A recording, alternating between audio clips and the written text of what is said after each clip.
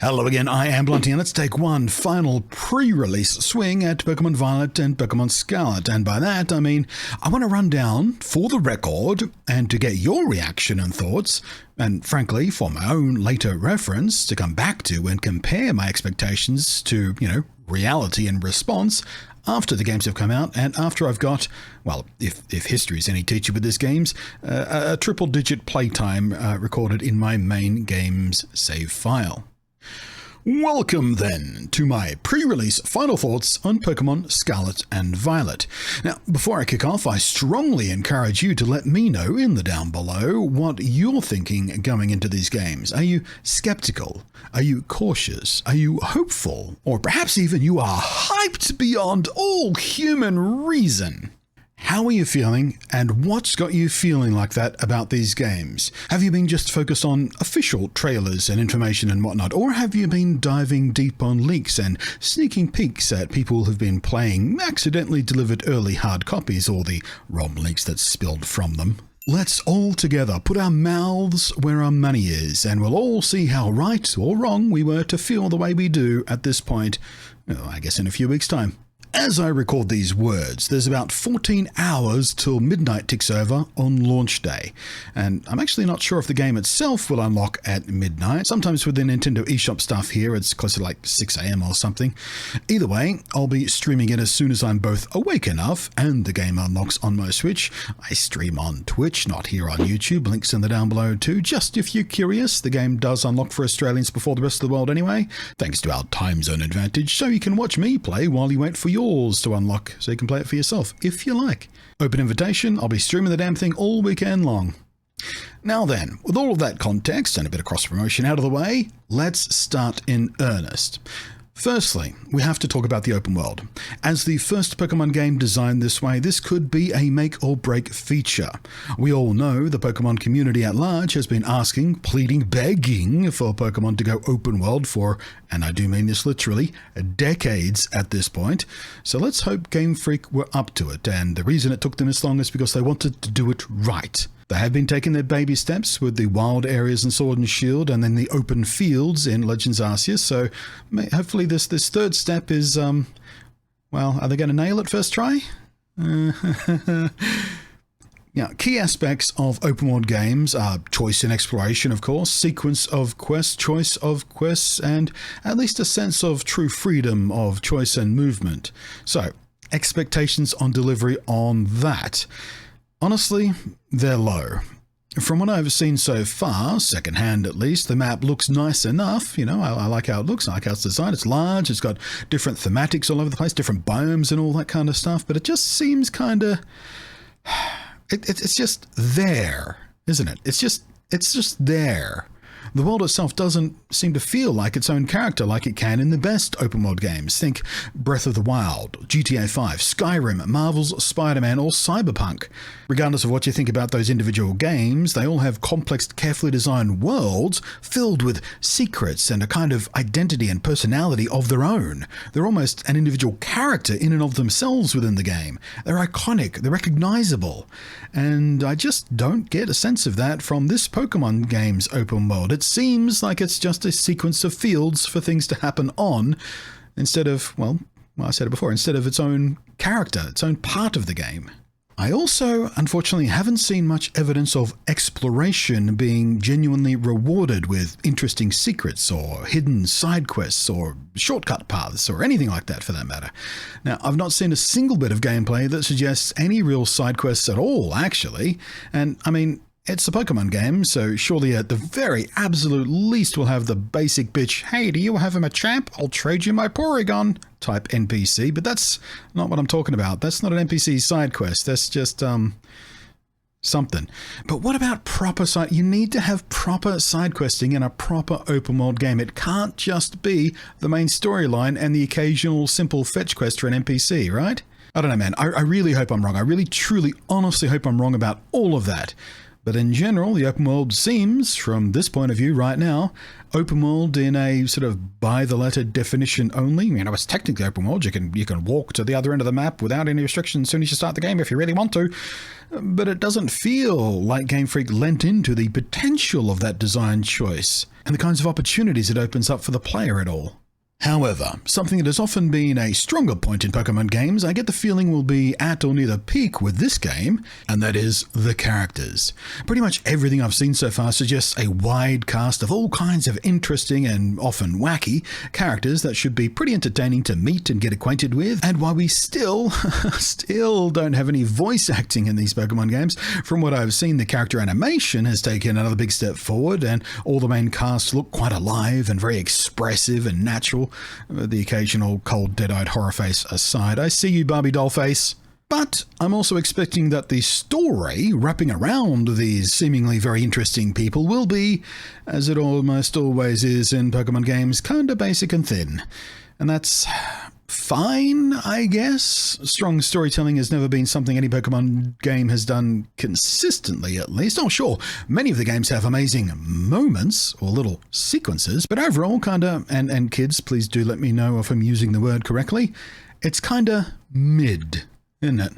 On the subject of characters and a seamless segue, the player character customization is something I'm very much looking forward to. I like the art style tweaks for this game. I'm a bit sad that the fashion choices are limited, apparently. I really enjoyed Sword and Shield's approach to clothing. Lots of mix and max opportunities to truly express yourself however you liked.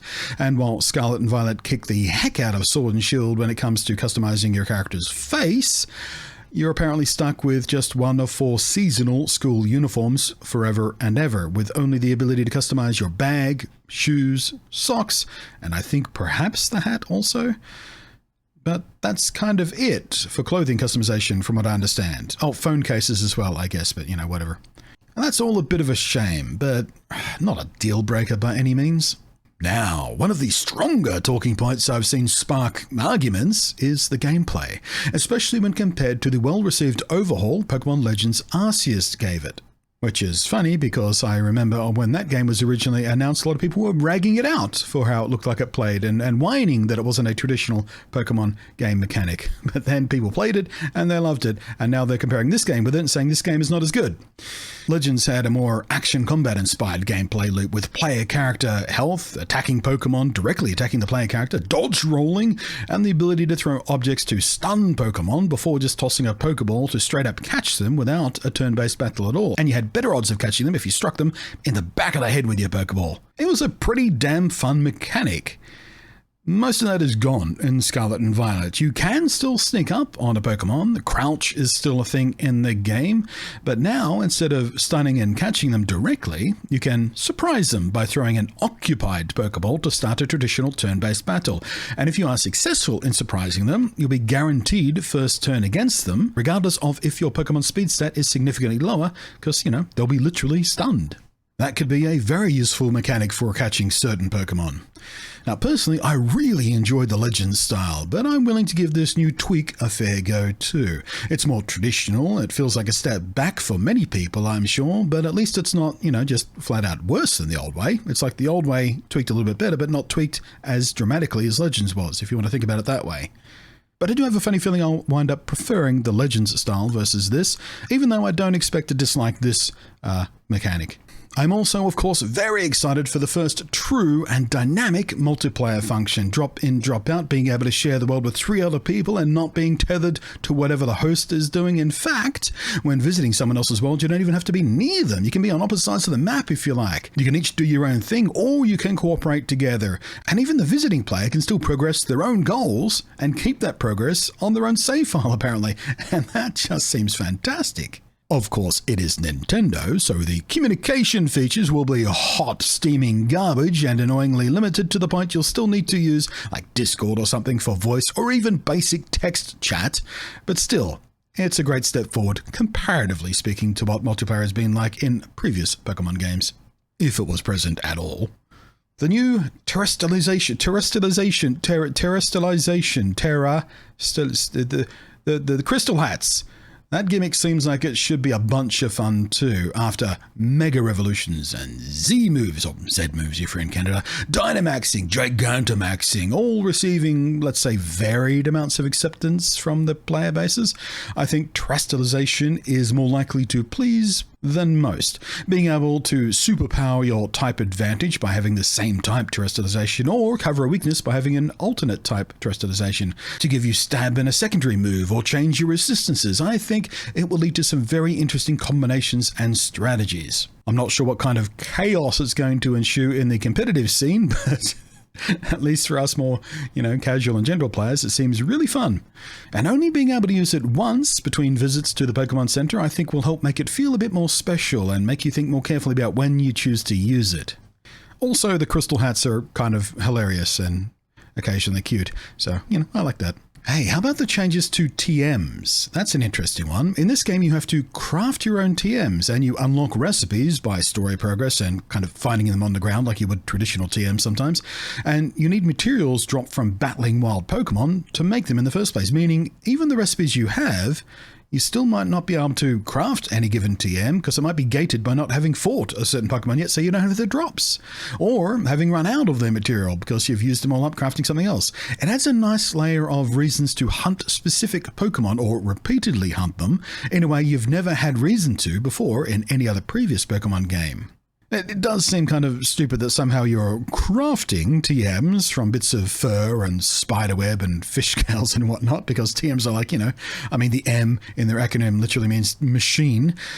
So I'm just going to headcanon it so that it's, I'm trading these, raw resources to Pokemon research scientists who pay me not with cash, but with technical machines that they make in their labs. Because that seems less weird to my brain than crafting, Thunderfang from a couple of bits of fur and some spiderweb.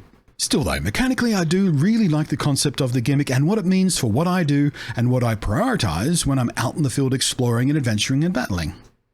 And that brings us to the Let's Go system, where you can just sort of send out a Pokemon and it'll go off on its own in the local area and battle wild Pokemon and collect stuff on the ground sometimes.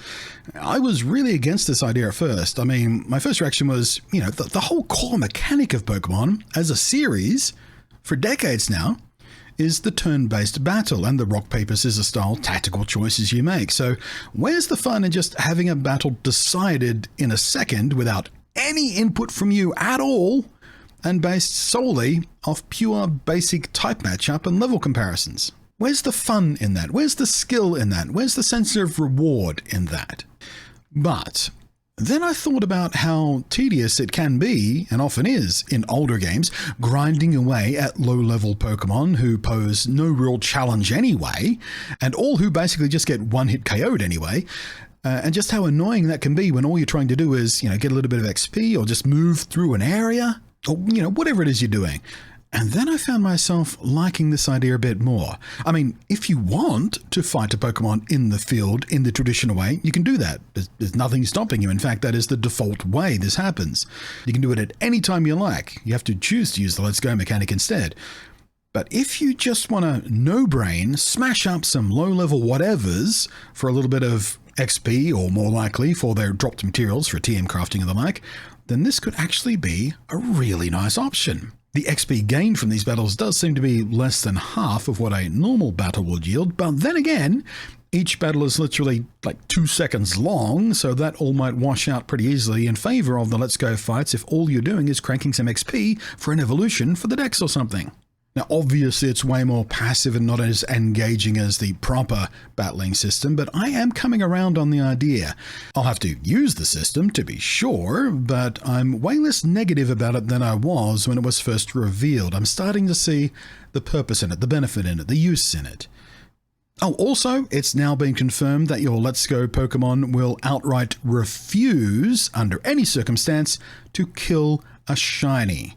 So there's literally no risk at all of accidentally KOing a shiny Pokemon while you're not looking, or if you're not fast enough to stop him while you're trying to use this system. And that is a huge relief. That fills me with a lot more confidence in being able to use it. Before I knew that, I was like, well, maybe I just won't use the system at all. I'm not going to risk losing a shiny. No thanks. But yeah, there's no worries about that.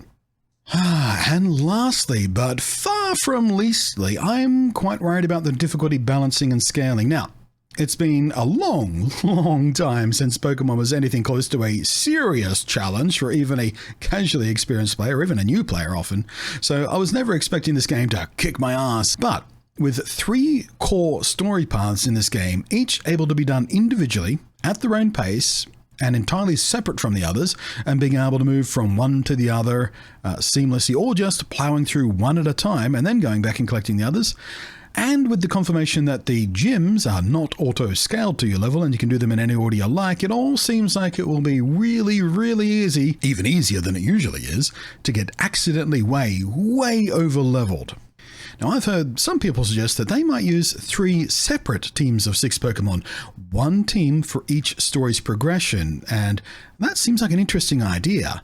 But for most less dedicated or forward-thinking players who don't know what the kind of problem this might present, I really hope that without an enforced or even suggested progression path, I think a lot of people will find themselves with dick-kicking teams built up over 15 hours of gameplay and then going up against material that was designed for the first couple of hours of the game and just stomping through it and thinking, well, that wasn't very entertaining. All I did was press one button and everything died. Again, we'll have to see how all this pans out for the average player, not the reviewers, not people like me who've been playing Pokemon for a couple of decades, but, for the average player, we'll see how this feels after a few weeks and see what the general sense is from the community. And personally, I've got a graphic saved that I found somewhere like on Reddit or something, I think a few days ago, that suggests an appropriate progression sequence through the core story locations that should, in theory, keep things level appropriate as I go. I've got no idea if it's accurate at all, but I will keep it aside and use it as a reference if things do start going wrong while I play it by ear at first, because that's my plan. I'm just going to play it by ear, see how it feels just to sort of naturally flow through the world and see how much trouble I get into, or see how easy it gets by getting over-leveled before I go into an area where I shouldn't have been over-leveled for. We'll see. I'm just going to, play it naturally at first and see how things pan out. Anyway, I think that sums up most of my primary thoughts and concerns about the basic constructions of this game. End of day, I am going in feeling pretty excited for it. I'm really eager to play. I'm looking forward to it. Even the stuff I'm a bit dubious about, I'm honestly hoping I'm wrong about, or I'm hoping I can find a way around that issue by playing, making a different choice in how I play the game, things like that. There's always a path in these Pokemon games to enforce a set of your own rules to make things more challenging for you if you find it too easy or whatnot, and you want more challenge. There's so many different options and so many different, pre-made rule sets by the community out there, and I'm sure people will come up with specialized pre-made rule sets for this game to make it feel a bit more of a challenge if that's what you're after, and all that kind of stuff. But I'm enthusiastic, I'm excited, but I'm not crazy hyped. And we'll see how that serves me in the long run, won't we? Thanks for watching. Thank you for your input if you've done the thing in the down below, and thanks as always to the patrons scrolling up above, whose above meal support I really do appreciate. Thank you very much for watching. Hopefully this has been interesting for you, and I will catch you next time.